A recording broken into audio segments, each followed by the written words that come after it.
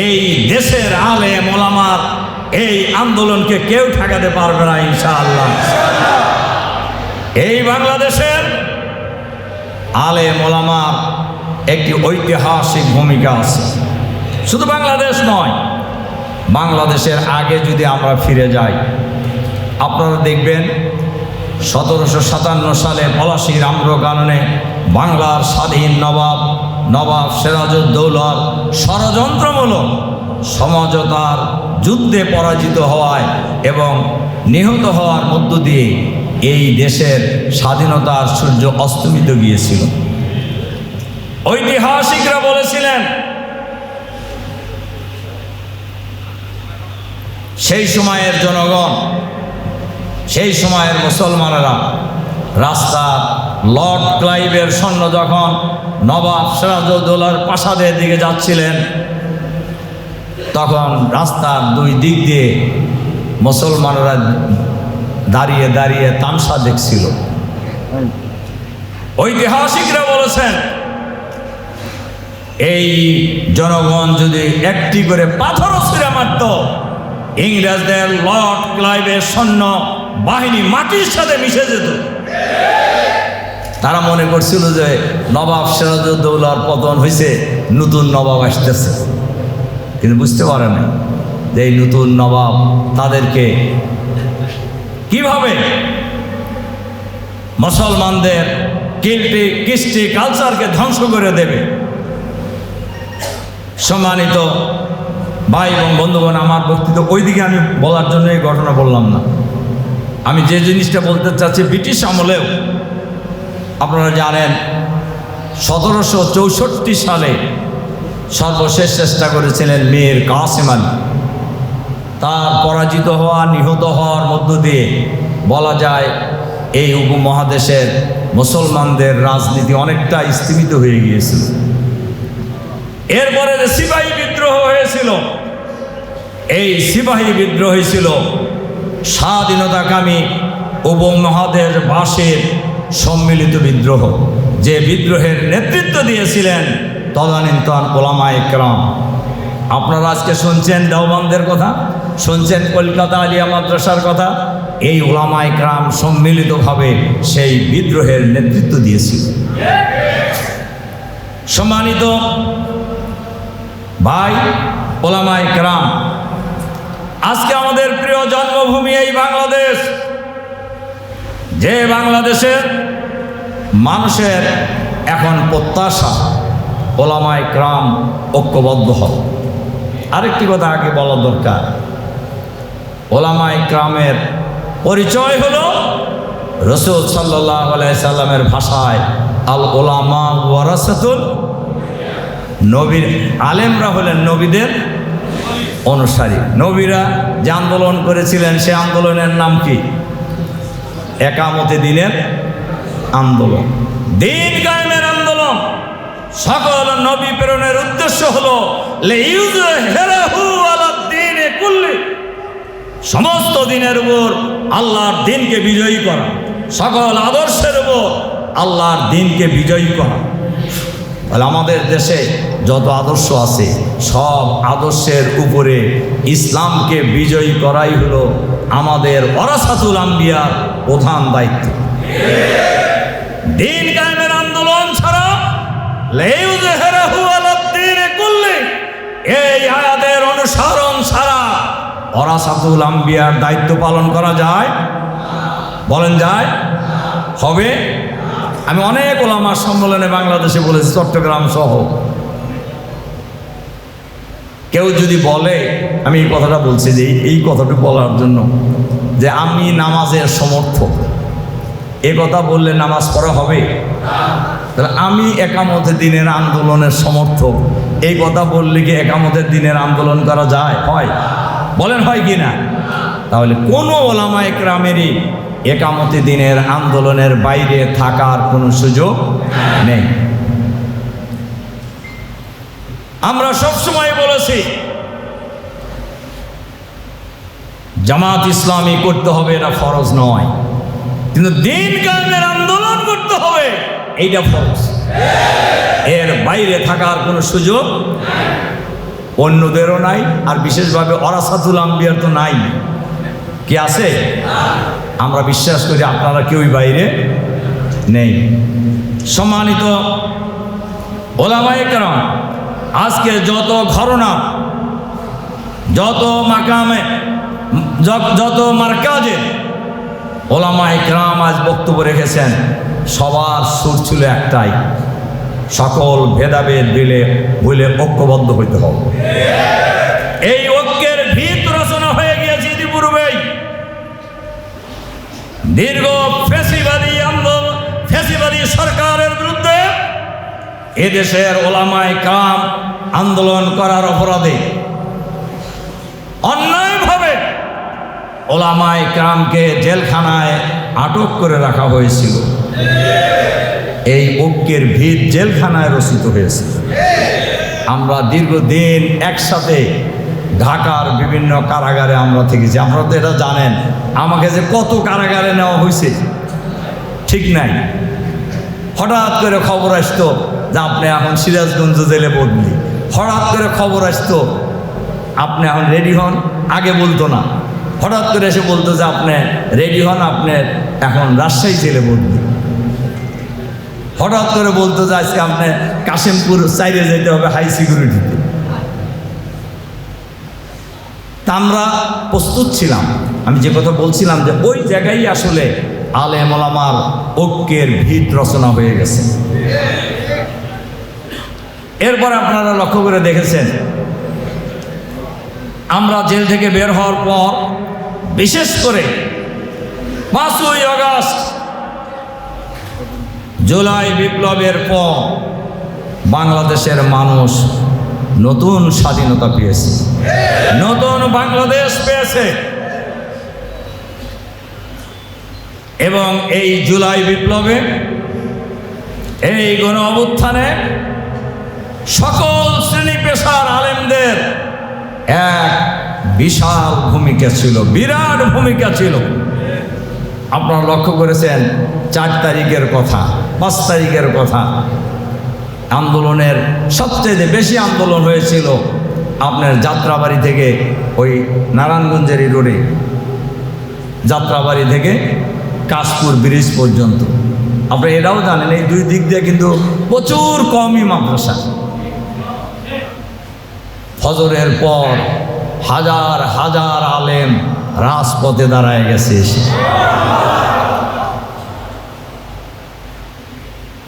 জুলাই বিপ্লব, এই বিপ্লবে আমরা সবসময় বলে আসছি এই আন্দোলনের একক দাবি আমরা কোনোদিনই করব না। আমাদের চোখের সামনেই এই বিপ্লব হয়েছে।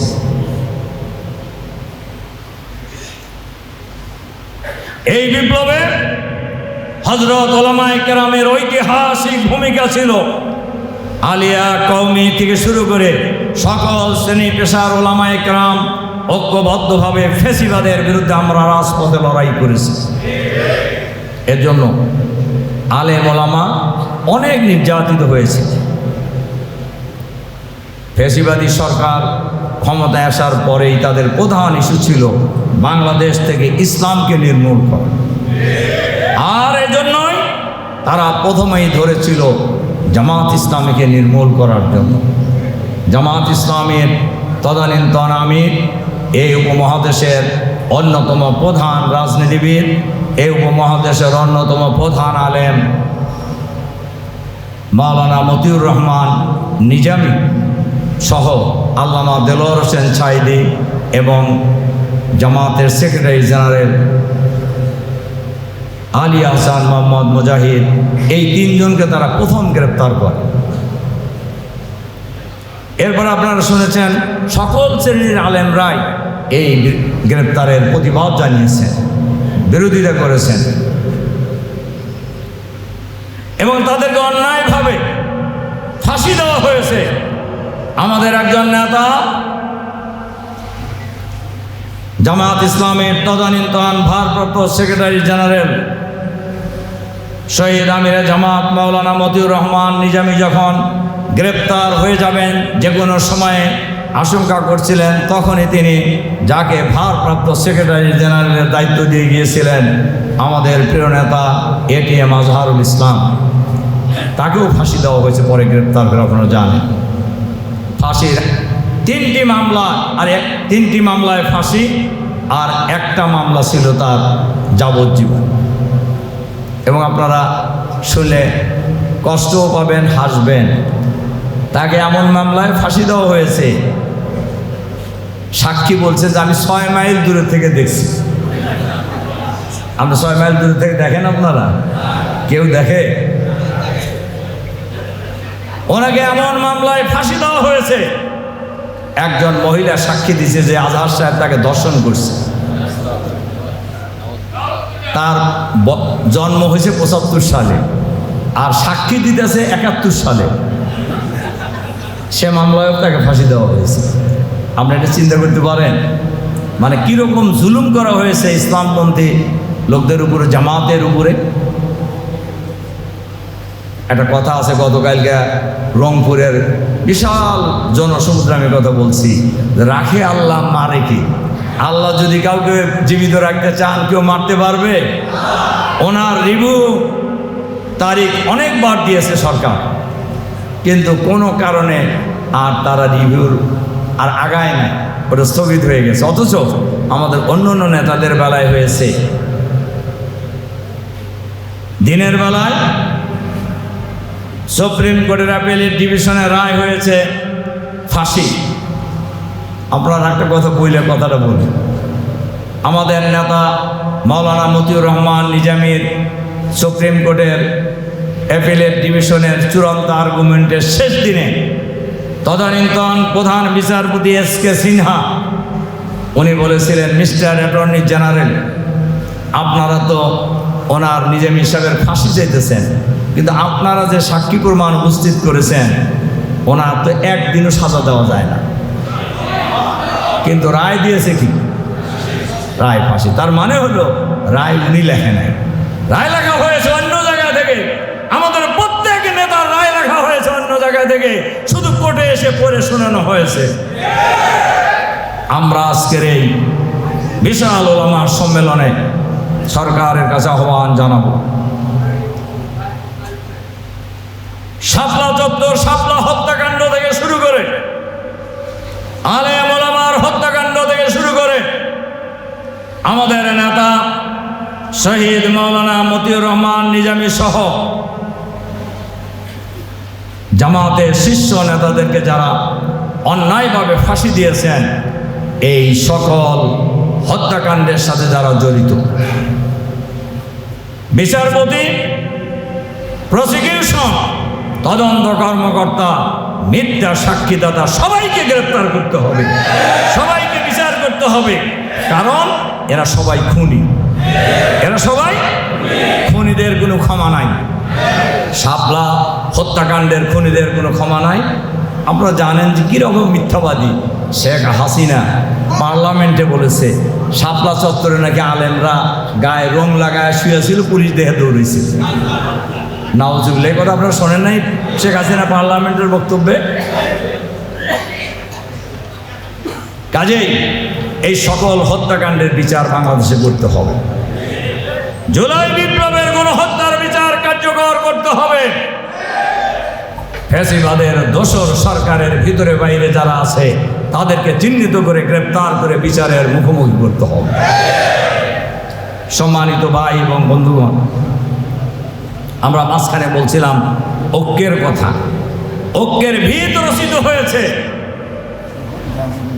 আপনি জেলখানা থেকে আপনারা দেখেছেন 5ই আগস্ট জুলাই বিপ্লবের পর আমরা ভিতরে ভিতরে আলোচনা শুরু করি, এবং আমাদের আমিরে জামাত সহ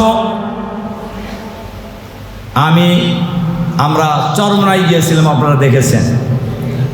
ওই দিনই চরমনার পীর সাহেব এবং জামাতের আমির ডাক্তার শফিকুর রহমান একসাথে প্রেসে কথা বলেছেন।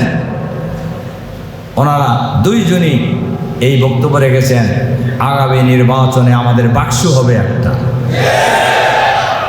আর ভিতরে ভিতরে আমরা সবাই আলোচনা বারবার করছি সর্বশেষ 28 অক্টোবর চরমোনার মহাসমাবেশে সোহরাওয়ার্দী উদ্যানে সকল দল, ইসলামী দল এবং সমমনা রাজনৈতিক দলের নেতারা উপস্থিত হয়েছেন। আমি মনে করি এই সমাবেশ ঐক্যকে আরেক ধাপ এগিয়ে নিয়ে গেছে এবং আলেম ওলামার ঐক্য যদি হয়, এই বাংলাদেশে ইসলামের বিজয় কেউ ঠেকাতে পারবে না ইনশাআল্লাহ। ইনশাআল্লাহ এ ব্যাপারে সবাই, এবং এমনি বাংলাদেশের গ্রামে গঞ্জে শহরে নগরে বন্দরে শাসন থেকে সচিবালয়ে সর্বত্রই আওয়াজ উঠেছে, সব দল দেখা শেষ, আগামী দিনে ইসলামের বাংলাদেশ।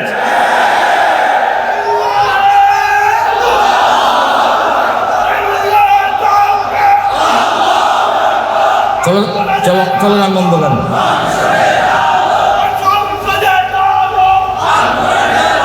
সম্মানিত হযরত উলামায়ে কেরাম, আগামী দিনে মানুষের যে ঐকান্তিক আকাঙ্ক্ষা ইসলামী সমাজ দেখতে চায়, এটা মানুষের সাথে আলাপ করে দেখবেন। রিক্সাওয়ালাদেরকে দেখবেন, আলাপ করলে কি বলে। ঠেলা গাড়িওয়ালাকে দেখবেন, আলাপ করলে কি বলে। সিএনজিওয়ালা সিএনজি উঠা জিজ্ঞাসা করবেন যে ভাই এবার ভোট দিবেন কাকে, দেখেন কি করে। আমাকে সময় টিভির একজন সিনিয়র রিপোর্টার আমাকে এবারের ঈদের আগে সময় টিভি না কোন মানে একটা খুব পরিচিত টেলিভিশন, তার একজন সিনিয়র রিপোর্টার আসছেন আমার সাক্ষাৎকার নেওয়ার জন্য। উনি বললেন যে খান ভাই, আমরা একটা রিপোর্ট করেছিলাম যে আগামী নির্বাচনে কে কাকে ভোট দিতে চায়। তো বলে যাদের সাথে আলাপ হয়েছে বেশিরভাগ লোক বলছে যে আমরা এবার জামাত এবং ইসলামপন্থীদেরকে ভোট দেব।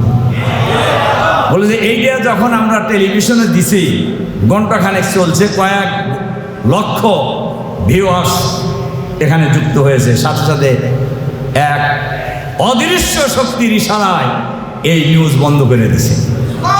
আমি তাকে বললাম, ভাই সাহেব, আপনাদের টেলিভিশন এই নিউজ বন্ধ করতে পারে, কিন্তু বাংলার মানুষের অন্তর থেকে এই নিউজ বন্ধ করা যাবে না আগামী দিনে। তার কারণ বাংলাদেশের মানুষ সবই দেখছে। ইতিমধ্যেই আপনারা লক্ষ্য করেছেন ঐক্যমত কমিশনের বিভিন্ন রাজনৈতিক দলের সাথে সংলাপ চলছে। সেখানে আমরা ইসলামপন্থী দল প্রায় সবাই আমরা যাচ্ছি। আলহামদুলিল্লাহ, আমরা সবাই বলছি জাতীয় সংসদ নির্বাচনের আগে স্থানীয় সরকার নির্বাচন দিতে হবে। আমরা বলেছি প্রয়োজনীয় সংস্কারের কাজ দ্রুত শেষ করতে হবে। আপনারা লক্ষ্য করে দেখবেন 5ই আগস্টের পর একটা দল মনে করছে যে আওয়ামী লীগ চলে গেছে, তারা একটা দেশের মালিক ভাব হয়ে গেছে তাদের।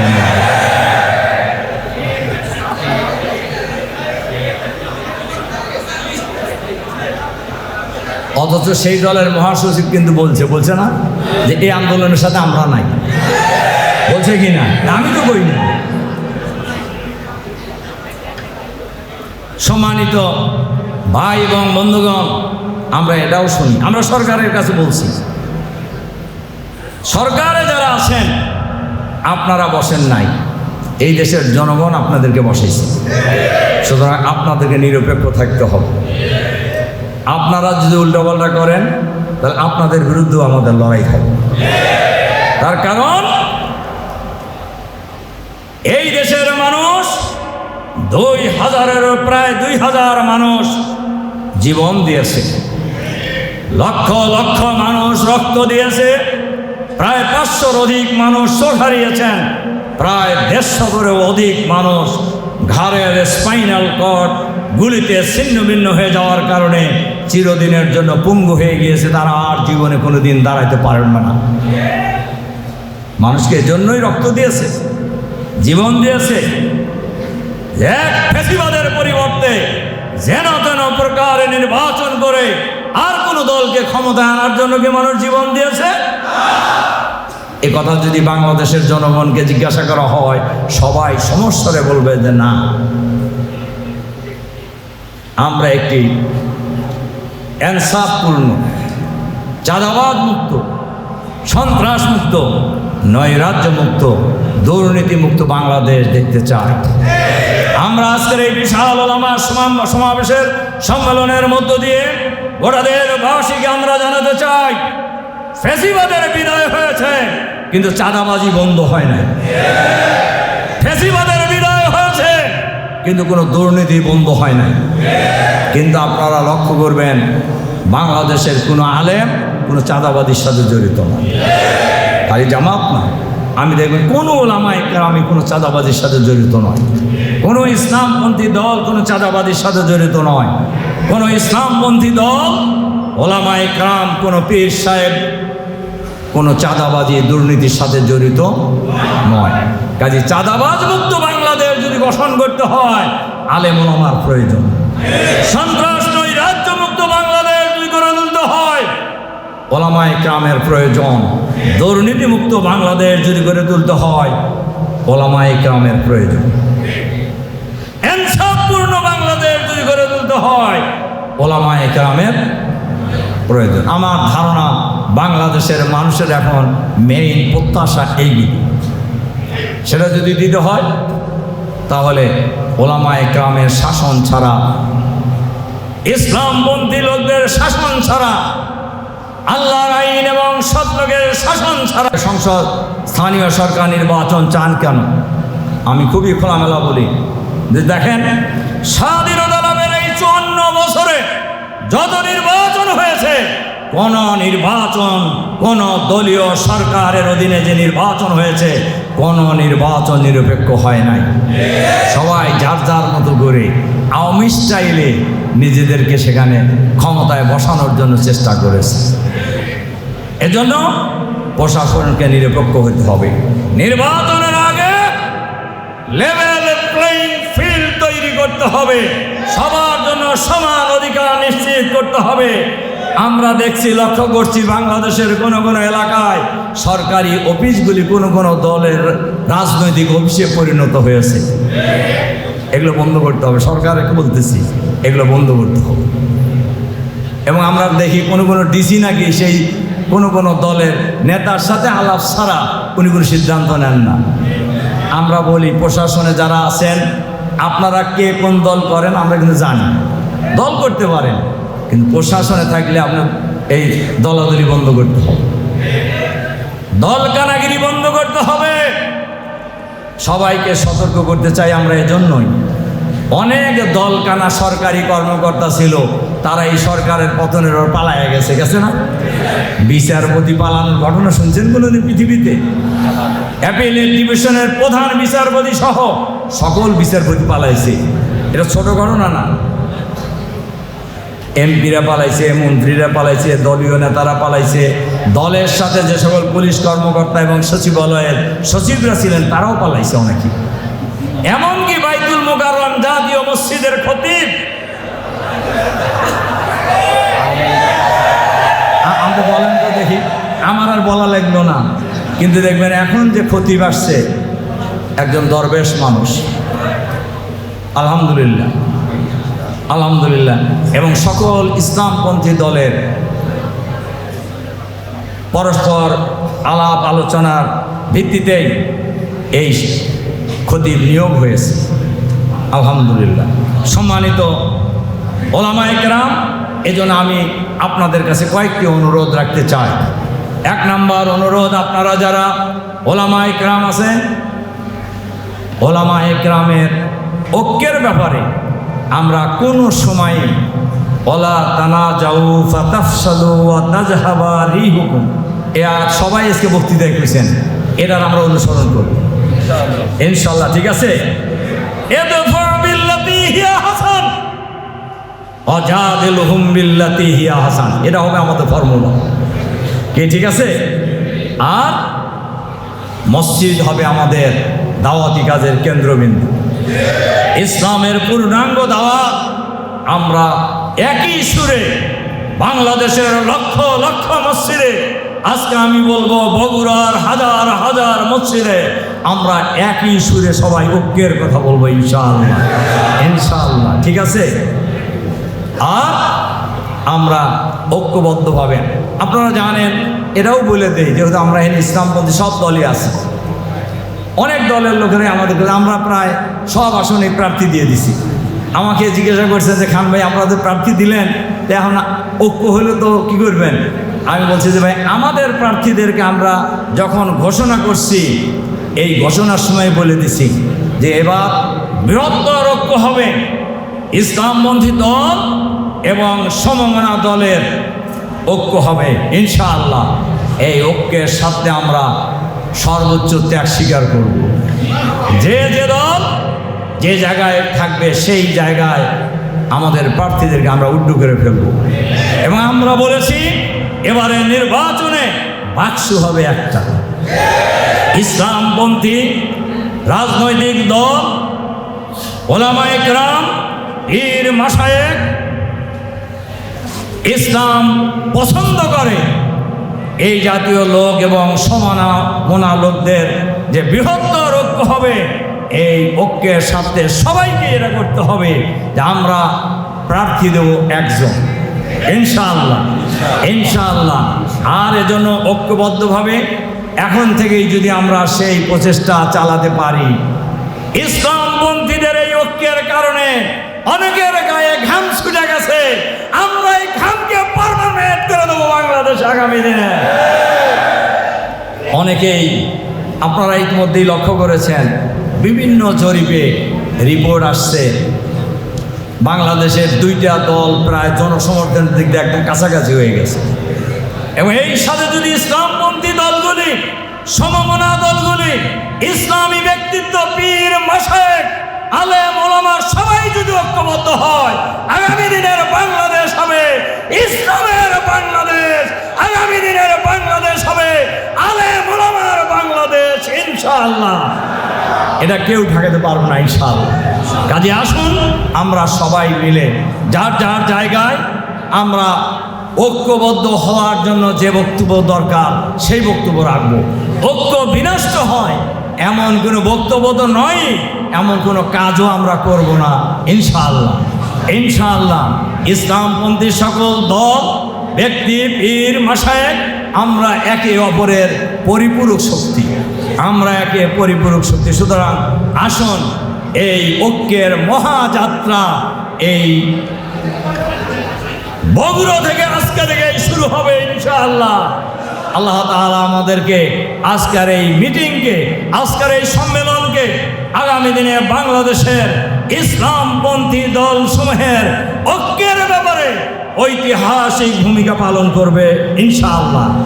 এই কথা বলে আপনাদের প্রতি আবারও আন্তরিক সালাম এবং মোবারকবাদ জানিয়ে আপনাদের সুস্বাস্থ্য এবং সার্বিক কল্যাণ কামনা করে, আপনাদের জন্য দোয়া করে এবং আলেম ওলামা পীর মাশায়েখ আপনাদের কাছে দোয়া চেয়ে আমার বক্তব্য এখানে শেষ করছি। আল্লাহ হাফেজ। নাসরুম মিনাল্লাহি ওয়া ফাতহুন করিব ওয়া বাশশিরিল মুমিনিন। আসসালামু আলাইকুম ওয়া রাহমাতুল্লাহি ওয়া বারাকাতুহু।